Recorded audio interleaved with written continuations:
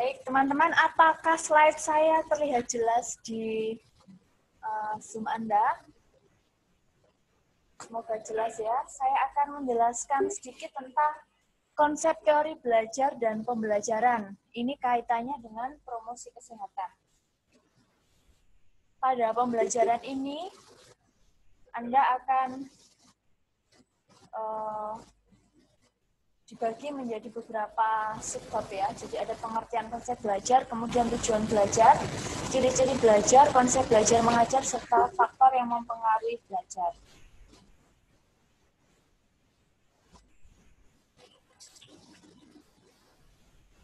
Oke, konsep belajar. Belajar adalah proses untuk memperoleh motivasi, pengetahuan, keterampilan, kebiasaan, dan tingkah laku.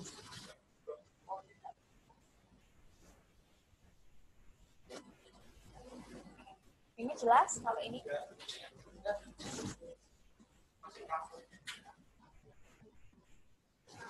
Sekarang sudah jelas ada slide konsep belajar.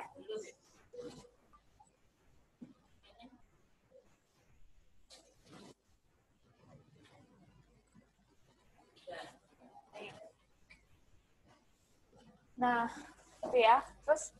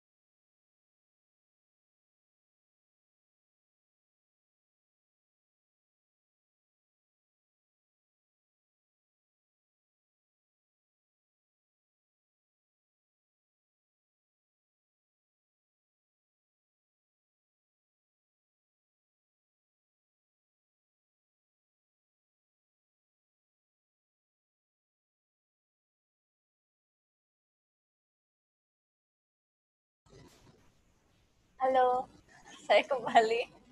Mohon maaf ya, ada gangguan teknis. Saya ulangi dalam konsep belajar ya, kaitannya dengan pendidikan kesehatan, yang penting ada di sini. The domain of learning, ada 5 hal yang Anda harus kuasai, Anda harus perhatikan.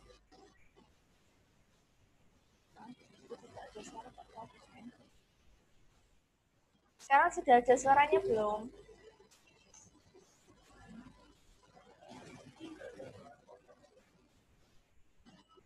Halo Mbak Elizabeth.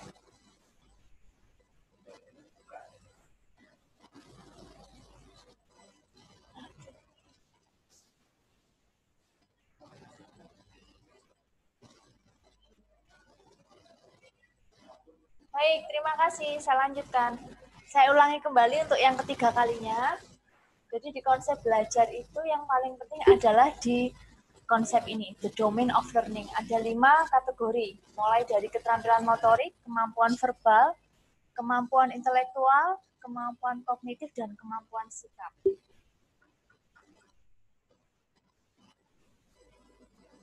Nah, di keterampilan motorik ini sebagai contoh begini, Anda ingin memberikan promosi kesehatan tentang pneumonia kepada masyarakat di RW 7, semisal gitu. Nah, keterampilan motorik kaitannya dengan kasus pneumonia apa? Contohnya apa? Motorik, berarti ada yang dia lakukan. Misalnya dia memiliki tindakan pencegahan terkait dengan lingkungan sekitar, memastikan di ruangan rumah dia itu terpapar ventilasi yang baik, cahaya yang baik. Itu adalah salah satu keterampilan motorik terkait pencegahan penyakit pneumonia. Kemudian kemampuan verbal. Kemampuan verbal di sini artinya dia mampu mengedukasi anggota keluarganya. Jadi saling mengingatkan. Misalnya, oh kalau kamu flu ya, supaya tidak terjadi pneumonia harus segera berobat, terutama jika di rumah itu ada anak kecil atau balita. Kita sebagai orang dewasa harus memiliki kemampuan verbal mengedukasi sesama keluarga supaya tidak terjadi rangkaian penularan terkait dengan pneumonia. Kemudian kemampuan intelektual dan kemampuan kognitif. Yang membedakan di sini. Kalau kemampuan intelektual itu artinya kemampuan itu didasarkan IQ. Jadi kayak kepandaian kita. Misalnya gini, terkait pneumonia bahwa sebelum kita memberitahu tentang edukasi itu, orang itu sudah punya pengetahuan pneumonia. Entah itu dia belajar sendiri atau dia belajar dari orang lain atau internet atau mungkin yang jelas bukan dari kita, petugas medis gitu. Nah, kalau berikutnya adalah domain kemampuan kognitif, ini artinya kemampuan yang didapat setelah kita memberikan edukasi. Bisa dilihat dengan kegiatan pre dan post test. Kalau nanti seandainya Anda skripsi mengambil pre post test desain tentang pengetahuan, jadi Anda bisa melihat kemampuan sebelum diberi penyuluhan nilainya bagaimana, setelah diberi penyuluhan penilaiannya seperti apa. Dan kemampuan sikap. Nah, yang agak sulit itu adalah nanti di kemampuan sikap, karena sikap ini hubungannya dengan perubahan perilaku. Contohnya kalau pada pasien edukasi pneumonia, jadi kemampuan sikapnya adalah terus menerapkan perilaku hidup bersih dan sehat, kemudian mempertahankan ventilasi yang sudah dia buat di kemampuan motoriknya tadi. Itu contohnya. Oke, sampai di sini ada yang ditanyakan? Yang kognitif. Saya ulangi, kalau kemampuan kognitif itu artinya kemampuan yang didapatkan setelah dia mendapat informasi dari kita sebagai perawat, ya. Jadi setelah penyuluhan kesehatan. Kalau intelektual, sebelum kita beri pengetahuan, dia sudah punya pengetahuan itu, entah dia belajar dari orang lain, belajar dari internet, atau belajar dari pengalaman dia, misalnya pas waktu sakit ternyata dia mengalami pneumonia sebelum kita berikan edukasi. Oke, ada lagi pertanyaan terkait the domain of learning? Tidak ada?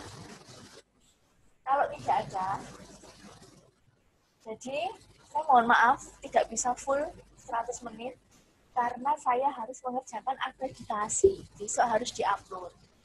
Nah, tugasnya adalah tentang the domain of learning. Saya sudah buatkan rumah di e-learning.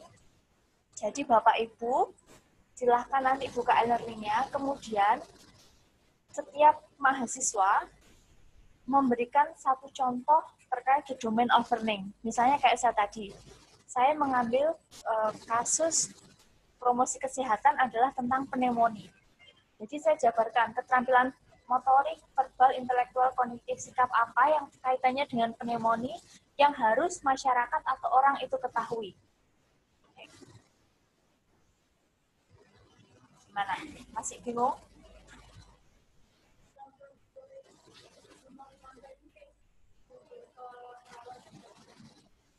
Kalau the domain of learning ini kemampuannya hanya untuk ke masyarakat yang kita edukasi saja, ya, yang kita edukasi. Jadi seperti yang saya contohkan tadi pneumonia. Jadi kemampuan motoriknya, dia motorik kan berarti menggunakan kemampuan gerak ya, ada pergerakan. Ya kalau pneumonia misalnya membuat ventilasi atau mungkin menambah ventilasi yang misalnya ventilasinya sedikit gitu. Verbal, dia mampu mengedukasi ke keluarganya terkait dengan pneumonia. Jadi apa hal-hal apa saja yang harus diedukasi pada sesama keluarganya. Intelektual ini Anda bisa membuat terserah. Jadi seolah-olah mungkin Anda mau setting apakah masyarakat itu sudah pernah tahu terkait pneumonia atau belum, itu terserah. Di sini yang boleh Anda otak-atik yang di kemampuan intelektual. Kalau di kemampuan kognitif ini, Anda sebagai perawat ya, Hal-hal apa saja yang Anda sampaikan ke masyarakat itu ditulis di sini, kemampuan kognitif. Misalnya kayak pengertian pneumonia itu apa, tanda gejalanya apa, pencegahannya apa, itu dimasukkan di kemampuan kognitif. Ya, yang kemampuan kognitif. Nggak langsung aja ditulis pengertian pneumonia apa, materinya, tapi singkat aja. Yang dikemas dalam bahasa awam, jangan bahasa medis, ya. Berarti ambilnya dari kasus penyakit aja. Terserah, boleh pneumonia atau kasus yang sekarang coronavirus, oke, enggak apa-apa. Atau hipertensi, DM kan banyak. Saya berharap sih satu kelas berbeda, karena nanti Anda bisa gunakan ketika pembelajaran Pak Radit ada SAP. Jadi nanti Anda nggak usah cari lagi, cari buat dari sini bisa. Nah, kemampuan sikap ini, nanti hal apa yang Anda harapkan dari edukasi itu yang terus dibawa masyarakat itu sampai selamanya. Misalnya, perilaku hidup bersih sehat. PHBS maksudnya. Perilaku hidup bersih dan sehat ya. Kebiasaan mencuci tangan, dan sebagainya. Kasusnya boleh terserah Anda, tapi saya harap tidak sama. Begitu? Ada pertanyaan? Nah, bentuknya narasi. Jadi nanti di e-learning itu, saya masukkan online text. Jadi Anda silakan ngetik dulu di Word, kemudian Anda copy, masukkan di e-learning online text. Nanti tampilannya akan saya kirim ke PJMK, supaya PJMK men-share ke teman-teman langkah-langkahnya. Jadi nggak perlu submission, tapi Anda tinggal langsung komentar di situ. Nah, tapi komentarnya hanya kesempatannya 1 kali. Jadi ketika Anda sudah yakin, baru disubmit. Kalau saran saya, Anda mengerjakan dulu di Word, ya, diketik dulu rapi, terus di copy, masukkan online text di situ, baru disubmit. Sudah di e-learning. Saya new share screen. Jadi penugasan saya di sini. Opini the domain of learning. Nah, nanti materi lainnya dipelajari sendiri ya. Nah, di sini ini pengumpulan tugasnya sebelum hari Sabtu jam 23. Nanti tampilannya saya kirim ke PJMK ya. Saya kirim sekarang aja. Di sini nggak bisa karena saya sebagai teacher. Kalau saya student, saya bisa ya.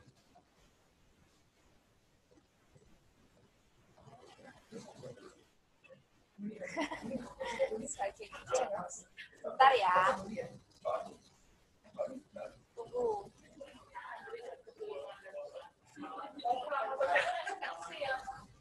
Ya, saya juga. Sabar ya.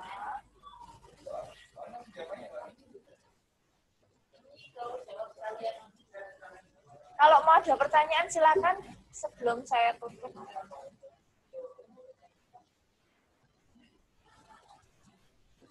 Ini tampilan online.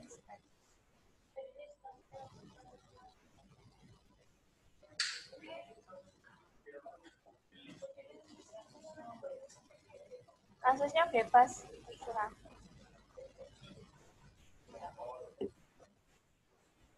Supaya nanti bisa dipakai untuk SAP.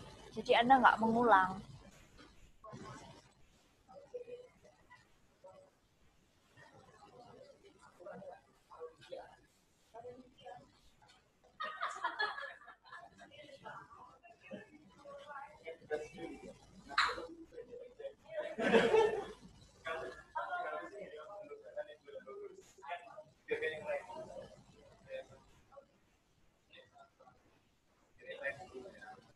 Misalnya boleh gini, hipertensi, sama-sama hipertensi nggak apa-apa, tapi yang satu mungkin terkait pencegahannya, yang satu terkait dengan pengobatan jangka panjang, itu boleh. Ya, boleh, subbabnya. Misalnya judulnya gini, kasus hipertensi titik 2 manajemen pengobatan gitu. Baru nanti domain dari motoriknya apa, verbalnya apa gitu. Motorik nggak harus selalu mengubah benda ya, nggak harus membangun nggak. Anda bisa senam, action boleh. Yang penting dia ada uh, apa anggota gerak yang digerakkan gitu ya. Oh ya, oke. Okay. Chat sebentar. Bu Amalia, nggak ada chat ke saya? Berarti akhirnya dari sebuah kasus ya Bu untuk edukasi. Itu ke siapa? Everyone? Saya.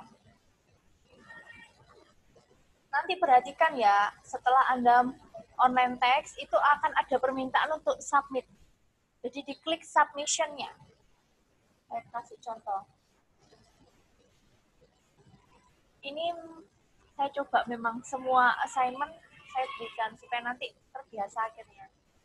Kan kalau kemarin cuma kuis sama apa upload lah, ini coba online text.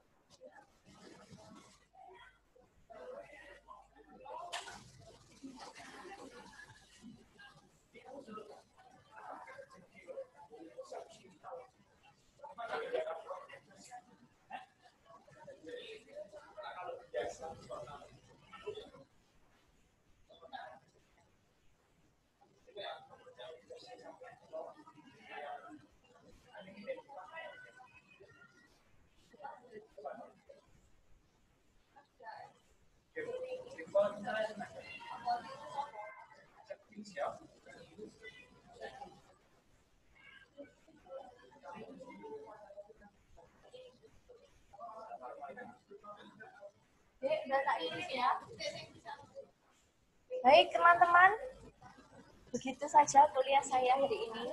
Nanti silahkan yang lain dipelajari dari PPT saya. Mohon maaf sekali lagi, saya tidak sampai tuntas untuk memberikan kuliah hari ini. Baik, semoga apa yang saya berikan bermanfaat. Terima kasih dan sampai ketemu lagi di kuliah minggu depan.